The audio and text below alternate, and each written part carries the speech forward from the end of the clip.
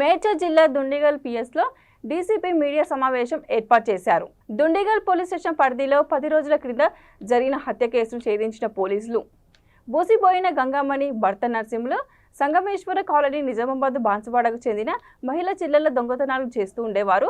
ఆమెతో పరిచయం ఉన్న అంజమ్మపై గల బంగారాన్ని ఎలాగైనా కాజేయాలన్న ఉద్దేశంతో ఆమెను బాన్సువాడ నుండి బహదూర్పల్లికి తన బంధువులను కలిసి వద్దామని పథకం ప్రకారం తీసుకువచ్చి నిర్మానుష్య ప్రదేశంలో కర్రలతో తలపై గట్టిగా కొట్టడంతో అక్కడికక్కడ మృతి చెందింది.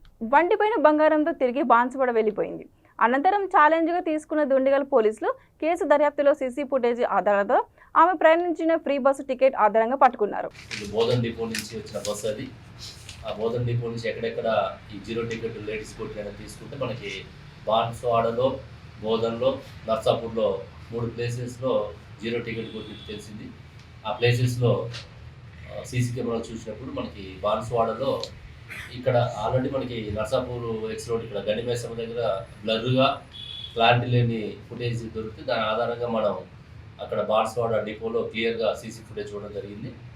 అక్కడ ఈ లేడీతో పాటు ఎవరైతే ఇక్కడ మనకి డిసీజులు ఉందో డిసీజులతో పాటు ఇంకొక మహిళ కూడా రావడం జరిగింది. ఈమెతో పాటు ఇద్దరు ఆ బస్సులో బాన్సువాడ నుంచి ఇక్కడ మన గండిమేసమ్మ దగ్గర దిగిన తర్వాత ఈ కళ్ళు కాంపౌండ్లో కళ్ళు తాగి అక్కడ మహేంద్ర యూనివర్సిటీ పక్కన ఉన్నటువంటి ఐసోలేటెడ్ ప్లేస్కి పోవడము, ఆమెని నమ్మించి తీసుకురావడం జరిగింది ఇక్కడ దాకా. అంటే వీళ్ళిద్దరు కూడా ఇప్పుడు చనిపోయిన వ్యక్తి పేరేమో అంజమ్మ, భర్త నాగయ్య, ఆమె వయసు 44 సంవత్సరాలు, బాన్సువాడ వాళ్ళది. ఇప్పుడు ఎవరైతే నేరస్తురాలు ఉన్నదో ఆమె పేరు బూసిపోయిన గంగామణి, భర్త నర్సింహులు. వీళ్ళిద్దరు కూడా బాన్సువాడలో ఒక ఏరియాలో ఉంటారు. అక్కడ చిన్న చిన్న లేబర్ పనులు చేసుకుంటూ జీవించేవాళ్ళు. మాకు ఎవరైతే ఇప్పుడు ఈ గంగామణి ఉన్నదో మాకు ఆల్రెడీ ప్రీవియస్ దొంగతనాలు చేసిన కేసులు ఉన్నాయి. అక్కడ బాన్సువాడ పోలీస్ స్టేషన్లో ఒక సస్పెండ్ షీట్ ఓపెన్ చేసి ఉంది. అయితే ఈమెని అంజమ్మని నమ్మించి మా చుట్టాలింటికి పోయేద్దామని చెప్పేసి ఇక్కడ తీసుకురావడము, అక్కడ కళ్ళు దాపించి ఎవరు లేని ప్రాంతానికి తీసుకెళ్ళి ఆ మైకంలో ఈమెని ముందస్తుని ప్రణాళిక వేసుకొని ఒక కర్ర కూడా తెచ్చుకోవడం జరుగుతుంది.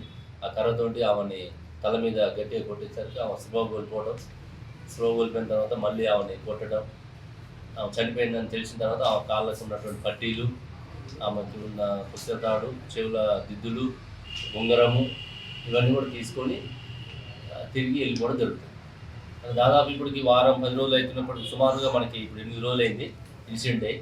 అంటే మనకి ఈ కెమెరాల ఆధారంగా మన ఆర్టీసీ బస్సులో ఈ జీరో టికెట్ ఆధారంగా మనం ట్రాక్ చేయడం తప్ప వాళ్ళ ఇంటి వాళ్ళు ఈమె జనరల్గా అప్పుడప్పుడు బయటికి పోవడం రావడం జరుగుతుండేది కాబట్టి వాళ్ళకి ఇంకా పోలీసులు కంప్లైంట్ కూడా ఇవ్వలేదు. ఎవరైతే ఇప్పుడు మనం ఈ గంగామణి పట్టుకున్న తర్వాత అప్పుడు మనం వాళ్ళకి ఇన్ఫర్మేషన్ ఇస్తే వాళ్ళు అప్పుడు గుర్తుపట్టడం జరిగింది ఇట్లా జరిగిందని.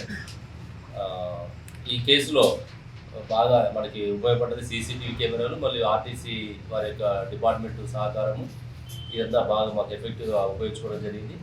ఇందులో మా ఏసీపీ శ్రీనివాస్ రెడ్డి, మేడ్చల్ ఏసీపీ శ్రీనివాస్ రెడ్డి దీన్ని ఆ రోజు నుంచి కూడా డే టు డే మానిటర్ చేయడము, ఇక్కడ ఉన్నటువంటి ఇన్స్పెక్టర్స్ ఇద్దరు కూడా Satish, B Satish and P Satish వాళ్ళిద్దరు, అదేవిధంగా SI Shankar, Rammohan Reddy, head constable Venkataiah, constables Rajinikanth and Hamid, Narasimha, వీళ్ళందరూ కూడా ఒక టీమ్గా ఫామ్ అయ్యి ఆ రోజు నుంచి కూడా ఈ రోజు వరకు దాని మీద డెడికేటెడ్గా పనిచేయడం జరిగింది. మీ అందరికీ తెలుసు 45 డేస్ బ్యాక్ కూడా మనకి మల్లంపేట ఏరియాలో ఒక మహిళ హత్య కేసులో కూడా మనం మర్డర్ ఫర్ గెయిన్ కట్టి 45 డేస్ అయినా కూడా ఫోకస్ తగ్గకుండా మనం డిటెక్ట్ చేయడం జరిగింది. ఇందులో కూడా యాక్చువల్లీ సెన్సేషన్ కాలేదు, వాళ్ళ కంప్లైంట్ కూడా వాళ్ళకి తెలియకపోయినా కూడా మనం పోలీసు దాన్ని పర్సనల్గా తీసుకొని దీన్ని టేకప్ చేయడం జరిగింది. కాబట్టి ఈ కేసులో ఈ గుడ్ వర్క్ చేసిన అందరూ కూడా నేను ప్రత్యేకంగా అభినందిస్తున్నా. సిపి గారు కూడా బాగా అప్రిషియేట్ చేయడం జరిగింది. మరి ప్రతి కేసులో కూడా మనకి సీసీటీవీ కెమెరాలు బాగా మనకి హెల్ప్ చేస్తున్నాయి. కాబట్టి నా ఫ్రెండ్స్ అయినప్పుడు మనం పోయినప్పుడు కూడా మనకి ఇట్లాంటి కంప్లైంట్స్ వస్తున్నాయి. ఆ కెమెరా మొన్నటి దాకా పనిచేసింది, ఒక వారం రోజుల కింద నుంచి ఆగిపోయిందని, తర్వాత ఏదో రిపేర్ వచ్చిందని, డిస్కనెక్ట్ అయిందని, నెట్వర్క్ ప్రాబ్లం వచ్చింది, ఇట్లా చెప్తుంటారు. కాబట్టి వాళ్ళందరూ కూడా అది ఇష్యూ వచ్చిందా కాకుండా ముందు జాగ్రత్తగా అందరూ కెమెరాలు బాగా చేయించుకోవాలని, దీని మీద మన డిపార్ట్మెంట్ కూడా ఇంకొంచెం ఇనిషియేటివ్ తీసుకొని ఇంకా ముందుకు పోవాలని చెప్పి తెలియజేస్తూ వీళ్ళని కూడా నేను ప్రత్యేకంగా అభినందిస్తున్నాను. మరి ఇట్లాంటి నమ్మించి